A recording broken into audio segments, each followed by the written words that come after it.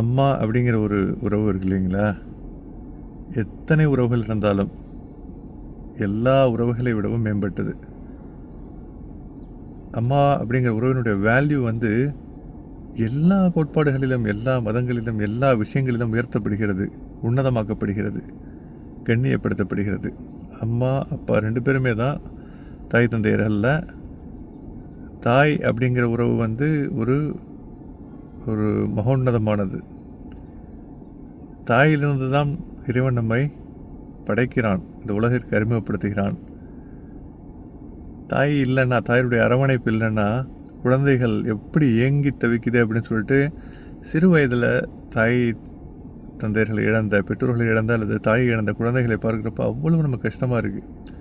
எப்படி இவங்க வளர போகிறாங்க, எப்படி இவங்க வளர்ந்தாங்க, அல்லது அவங்க தாய் இல்லாமலே வளர்ந்துருந்தா எவ்வளோ கஷ்டப்பட்டிருப்பாங்கன்னு ஏங்கி நம்ம அவர்களுக்காக பரிதாபப்படுகிறோம், இறக்கப்படுகிறோம். தாயை இழக்கிறப்போ வருகின்ற அந்த ஒரு பிரிவு துயரம்ங்க, அதுவும் குறிப்பாக அதீதமான அபரிமிதமான பாசத்தை நாம் வைக்கும் பொழுது சொற்களால் வடிக்க இயலாத விஷயம்.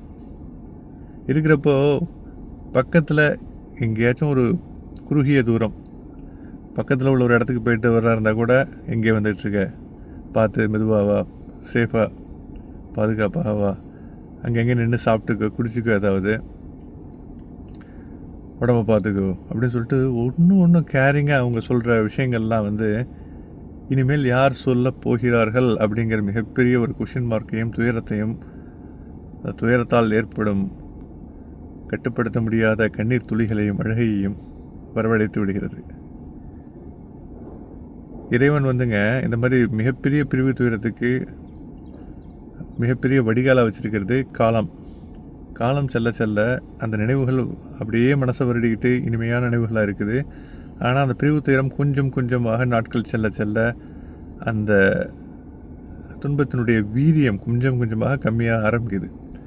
ஆனால் அது நம்ம எந்த அளவுக்கு க்ளோஸாக இருந்திருக்கோம், ரொம்ப அந்யோன்யமாக அபரிமிதமான பாசத்தை நாம் செலுத்தி தாய் தந்தையர்களோடு இருக்கிறோம் அப்படிங்கிறத பொறுத்து அந்த வலி நம்மிடமிருந்து கொஞ்சம் கொஞ்சமாக குறையிற காலம் வந்து ரொம்ப அதிகமாகவோ அல்லது குறைவாகவோ இருக்கிறது. எல்லா பிள்ளைங்களும் எல்லா அம்மா மேலேயும் பாசமாக தான் இருக்கணும். இந்த காலத்தில் அப்படி இல்லை, பெரும்பாலான மக்கள் இருக்கவும் செய்கிறாங்க. அதாவது அம்மா இருக்கிறப்போ அருமை தெரியாமல் போன பிறகு புலம்புவதை விட, இருக்கிறப்பவே அருமை தெரிந்து இல்லாதப்போ அதை விட இல்லாமல் போய்விட்டாயம்மா, உனது அருமை இன்னும் கொஞ்சம் அதிகமாக உணர்ந்து வரமாட்டாயா நீனே அப்படின்னு நினைக்கிற அந்த தருணங்கள்லாம் சொல்லி மாறாதவை. வாழ்க்கையிலங்க அஃப்கோர்ஸ் எல்லாருமே இந்த உலகத்துக்கு வந்தோம், கண்டிப்பாக போக போகிறோம். நம்ம ஒரு லைனில் தான் நின்றுட்டுருக்கோம், க்யூவில். யாருமே விதிவிலக்கு கிடையாது. ஆண்டவன் ஒரு ஆளை கூட விட்டு வைக்க போகிறதில்ல. கண்டிப்பாக நமக்கான டைம் எழுதப்பட்டு விட்டது. நமக்கான நேரம் வரும் பொழுது நாமும் இந்த உலகத்தை விட்டு சென்று விடுவோம்.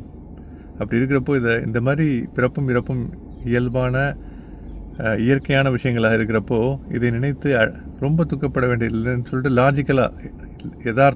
லாஜிக்கலாக நினைக்க தோன்றும். ஆனால் வாழ்க்கையிலங்க நமக்கு அறிவு ஒரு ட்ராக்கு, எமோஷன்ஸ் உணர்வு ஒரு ட்ராக். அறிவுக்கு புரியும் எல்லாமே.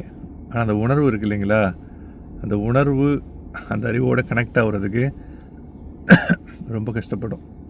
அந்த உணர்வு அதுக்குன்னு உள்ள ட்ராக், அது சேராது. ரயில் தண்டவாளங்கள் எப்படி ரெண்டும் பக்கத்தில் போனாலும் சேர்ந்தால் விபத்து நிகழும். அந்த மாதிரி உணர்வும் அறிவும் போய்கிட்டே இருக்கணும். ரெண்டுமே ஒன்று உள்ளது ஒன்று சொல்கிறது உனக்கு புரியணும் ஆக்சுவலாக. ஆனால் அந்த உணர்வுபூர்வமான விஷயங்கள் அறிவுக்கு தெரியும், இதை இவ்வளோ கவலைப்பட வேண்டிய அவசியம் இல்லை, நம்மளும் போக தான் போகிறோன்னு சொல்லிட்டு. ஆனால் உணர்வு கவலைப்பட்டு கொண்டே இருக்கும். அது வந்து காலம்தான். இறைவன் காலத்தை வைத்து தான் அந்த துயரத்தை ஆற்றுகிறான். இறைவன் அனைவருக்கும் அருள் புரிவானாக. இப்பொழுது இந்த வீடியோவை பார்த்துட்டு இருக்கிற நீங்கள் உங்கள் தாய் தகப்பன் 2 பேரில் இருவரையோ அல்லது அவர்களை ஒருவரையோ பெற்றிருப்பின் அவர்களுக்கு போய் பரிவு செய்யுங்கள், அன்போடு இருங்கள். ஒரு சுடு வார்த்தையை கூட சொல்லிவிடாதீர்கள். அவர்கள் சென்ற பின், மறைந்த பின் நீங்கள் படும் கஷ்டம் மிகவும் நினைத்து பார்க்க முடியாத அளவு இருக்கும் பொழுதே பெற்றோர்களை கொண்டாடுங்கள். நாம் குழந்தையாக இருந்த பொழுது அவர்கள் நம்மை கொண்டாடினார்கள். பதிலுக்கு பதில் செய்யணும்னு அவசியம் இல்லை. ஆக்சுவலாக இறைவன் படைத்த படைப்பிலேயே மிக மகத்துவமான படைப்பு பெற்றோர்கள். அவர்களுக்கு அன்பு செய்யுங்கள், மரியாதை செய்யுங்கள், பணிவோடு இருங்கள், சுடுசொல் கூறாதீர்கள். அதிகமாக அவர்களை கவனியுங்கள். அவர்களுக்கு உங்களோட டயத்தை கொடுங்க, ஓகேங்களா? அவர்களை சுடுசொல் சொல்லிவிடாதீர்கள். தாயின் காலடியில் தான் சொர்க்கம் இருக்கிறது. ஓகேங்களா? தகப்பனாருக்கு இன்னும் அதிகமான தாய்க்கு நேரான கண்ணியமும் இருக்கிறது. அவர் குடும்ப பொறுப்பு எடுத்துக்கிறார். ஆக்சுவலாக பெற்றோர்களை நன்றாக கவனித்துக் கொள்ளுங்கள்.